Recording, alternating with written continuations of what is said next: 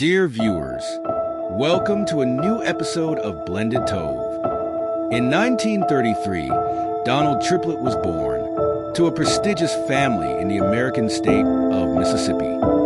Donald had a bright future waiting for him, either in the field of banker, or working as a successful lawyer, like his father.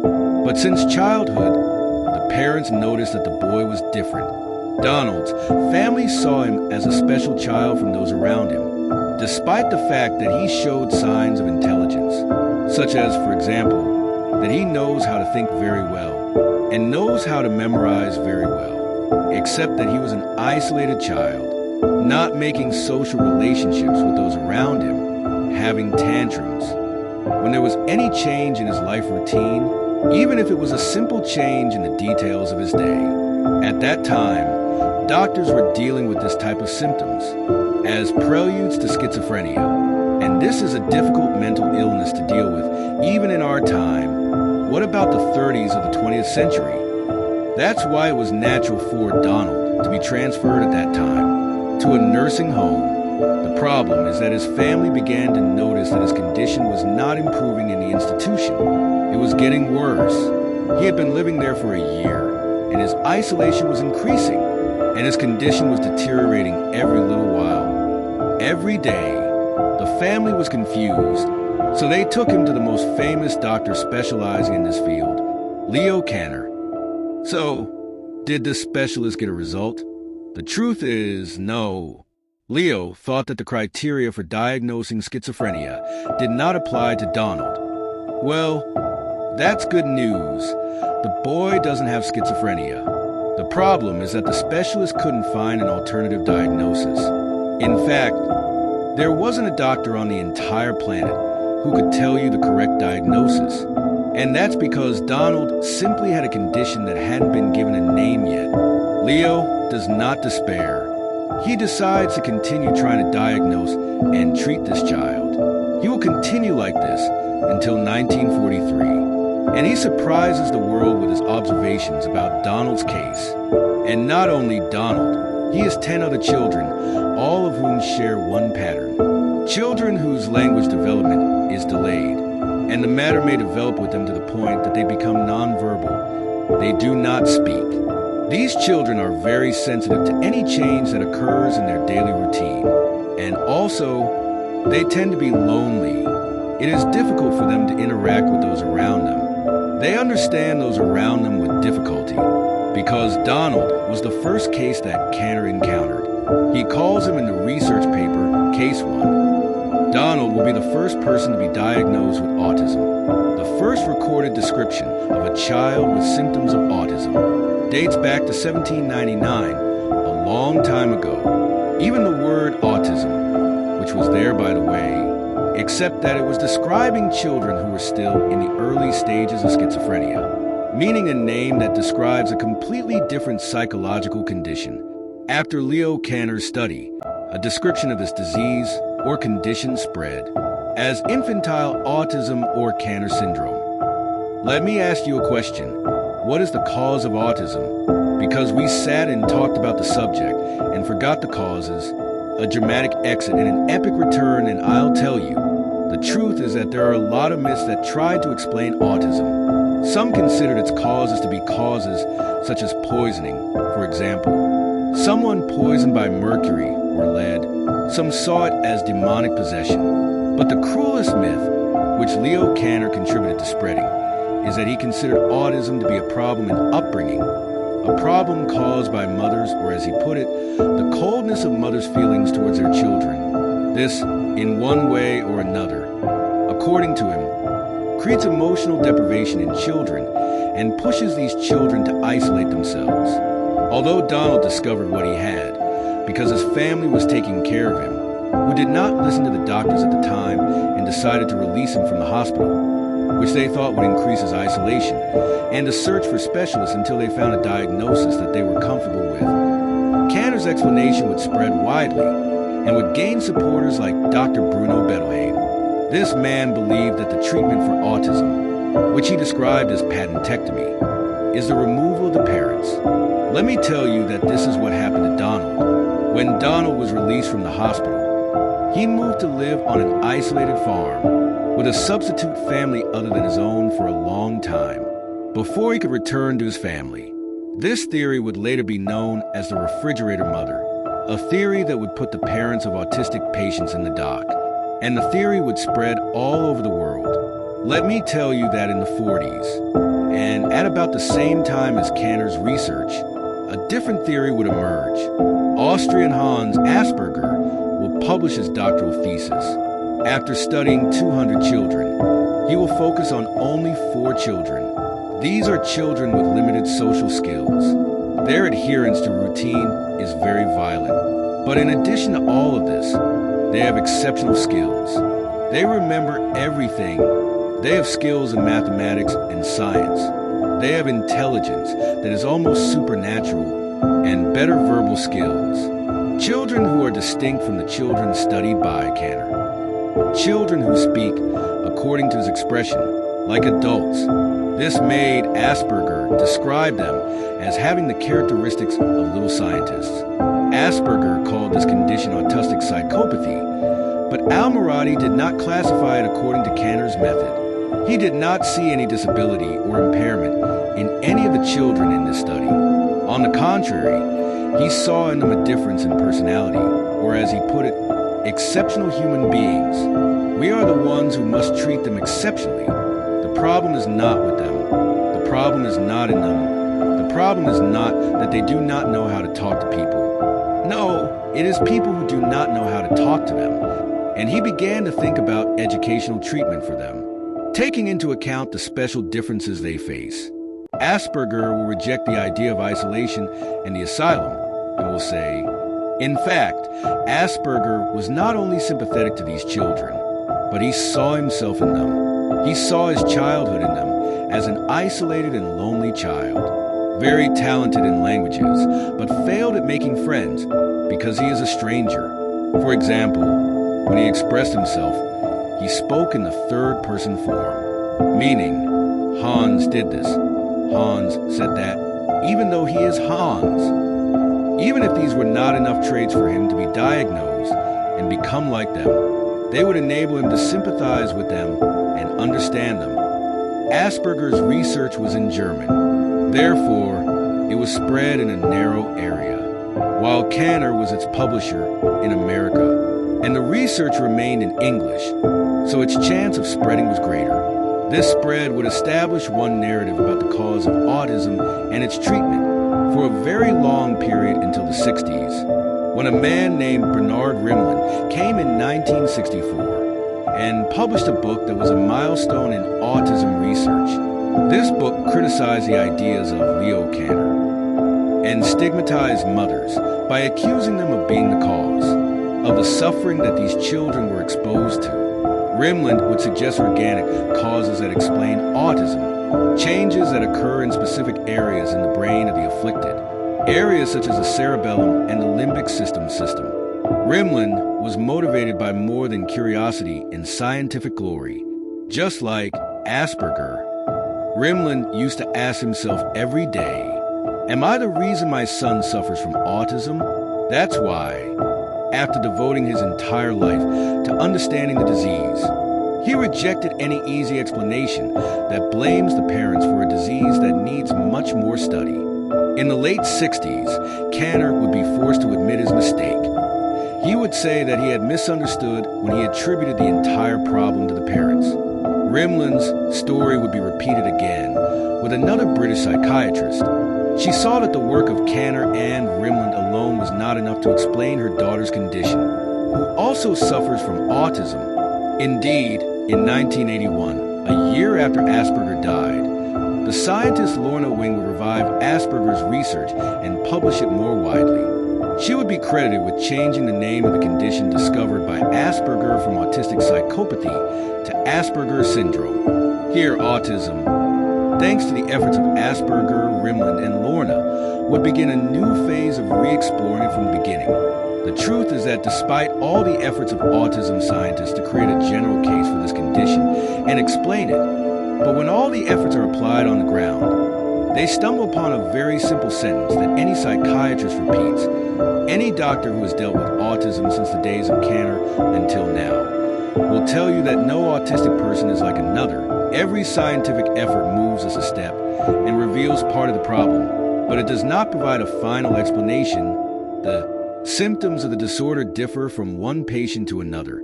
Some scientists have tried to collect some traits, a pattern that exists, that tell us what is repeated among autistic people, like the traits that the scientist Wing came up with and became known as the Wing Triad. The first of them is the deficiency of imagination. An autistic person has a problem understanding metaphors and jokes, things that have two possible meanings. It is difficult for him to understand an illogical idea. Unlike you understand these illogical ideas very well. It is difficult, for example, to understand something like someone cheering for a team. What does it mean for a team to play a sport? Should I be upset or happy if it wins? What does belonging mean? As long as their win or loss will not affect my life directly. The second point in the Wing trilogy is relationships. It is difficult for an autistic person to understand the feelings of the person in front of him. It is difficult for him to communicate with you with his eyes, which is the simplest form of communication. The third and final point in the Wing trilogy is language.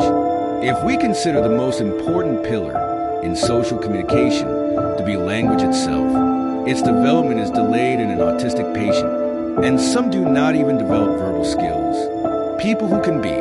So the Wing trilogy is imagination deficit, difficulty in forming relationships, and delayed language development. This trilogy may draw a picture in your imagination about the autistic person, but it is difficult to tell you that you have a catalog that you can identify anyone with autism with.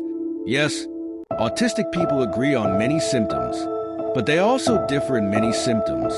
For example, you will find that many autistic people have a delicate sensitivity to touch or sound, which sometimes makes them have violent reactions.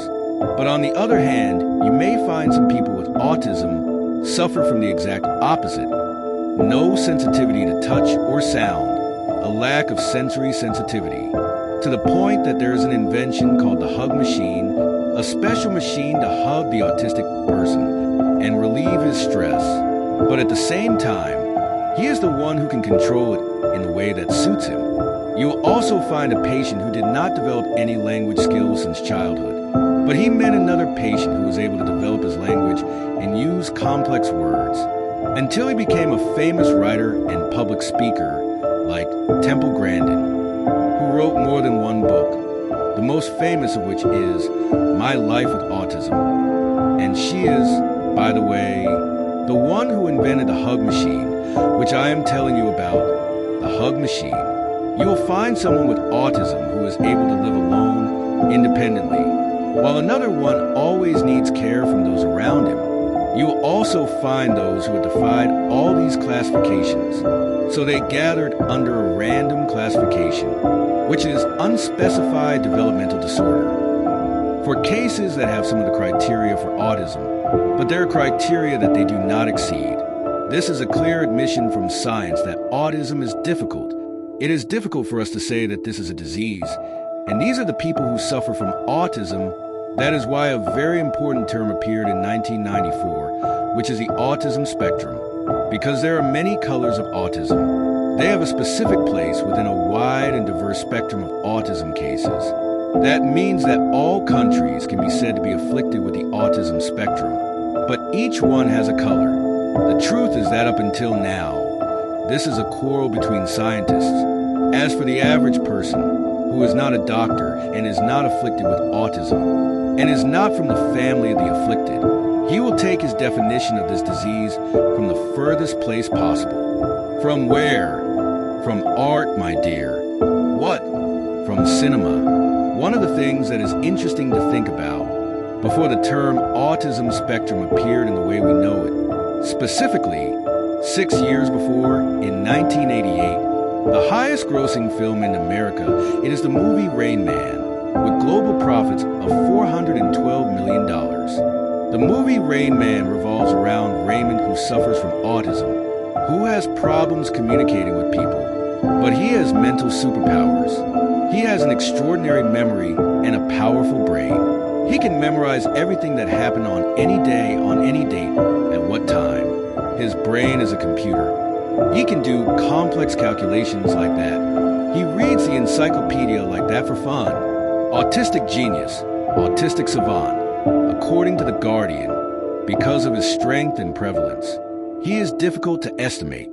If we went to medical books and removed the word autism from the books as a disorder, on what basis would we be able to provide financial support to those who suffer from it that they may need, or provide them with assistance through volunteers, in addition to the tools and places for living, in case one of their family members or someone who cares for them dies?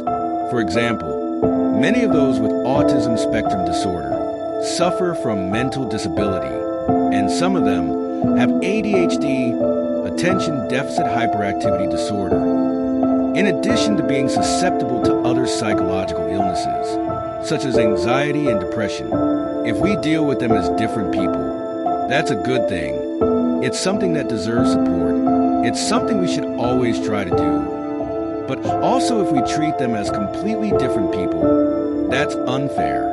The balance is good, that you know that the person in front of you is a human being, that he has a different way of living his life. To a certain degree, you can help him, and to a certain degree, you can accept him as he is. That's what's required. If you notice, you will find many times those who confront the ideas that try to define autism, whether with a medical diagnosis that is somewhat hasty, or by denying it completely, like the examples we mentioned, that there is no such thing as autism. They are the families of those with autism, starting with scientists like Lorna, Rimland, and Wing, who were parents and caregivers of children with the condition before they were scientists, all the way to the generations that came after that. This is simply because autism does not only affect its owner, but it affects the family as a whole. Most families of those with autism play a heroic role in caring for their children. But this heroism does not negate the difficulty of care, and its impact on the family is a frightening effect, an effect that we do not see because its presence is faint. Besides our focus on the suffering that the autistic person lives, the truth is that the family that has a child with autism becomes they are more likely to suffer from psychological disorders. Their time is not spent on their work and their private lives, but their time is allocated to the person who needs more care. And sometimes this comes at whose expense? At the expense of the brothers and sisters. You, the healthy brother, may not get your share of care because he either gets less care from his family because of his brother, or he is originally responsible for taking care of his brother who needs care. Again, I am not saying that this is wrong or right. I am just saying that we need to have a balanced view. And these are not my words. These are the words of the experts whom I have listened to and read. The truth is that the best way to deal with an autistic person is to listen to him, talk to him, see his needs, see what we can do with his needs, how we can help him, and whether meeting these needs will actually help him or not. Especially, as we said, autism is not one disease. Autism is a spectrum. Many colors, many people have intelligence, but do not have social skills.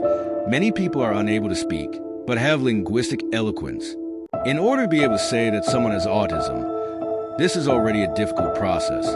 So the safest way is to deal with the individual as an individual. You are an individual.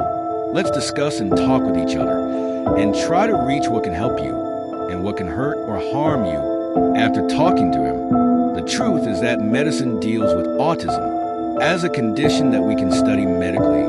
So we can say that there are certain genes responsible for this. A certain brain shape is responsible for this.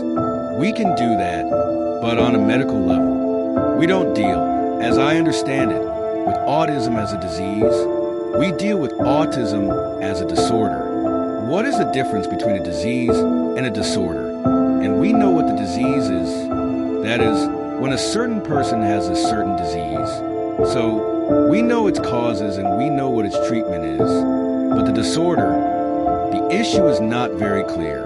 The boundaries are not clear in the way we imagine we can know them. Until now, we cannot say that there are clear reasons that explain all the causes of autism and all the differences in autism. That is why, in the case of autism, we have added the word spectrum to clarify that the experiences of those afflicted with autism are different experiences, and therefore, the ways of dealing with it must be different, because each one of them has his own experience, which is difficult to generalize to all those afflicted. That is why we cannot say that it is a disease. That is what I understand. In a research paper in 2012, presented by Dr. Damian Milton, he raises the term the double empathy problem. This is a theory that simply says the problem with autistic people is that they present as a patient who has communication difficulties, with a party who is supposed to have no difficulties, while the correct thing, according to the theory, to describe the communication of the normal person and the autistic person, the normal person and the autistic person, as two parties speaking in two different languages. This raises communication problems. But for both parties, the theory is based on studies in which the normal people are the ones who make mistakes. They are the ones who misinterpret the facial expressions of people with autism, or they take negative impressions about them before they know their illness. According to this theory, in order for us to be able to communicate clearly, the direction must be back and forth. The communication must be back and forth, just as the one who speaks has a responsibility. The one who listens also has a responsibility. Both parties need to learn together, just as we teach people with autism how to communicate with the world. We need to teach the world, or teach the people who interact with people with autism how to communicate with people with autism. That's why it's very important in the end that you understand autism, even if no one in your circle has it. Why? Because this is a very useful topic for dealing with the issue of difference. Communicating in general with people who are different from you. Don't forget to watch the previous episodes, watch the new episodes, and if we're on YouTube, subscribe to the channel.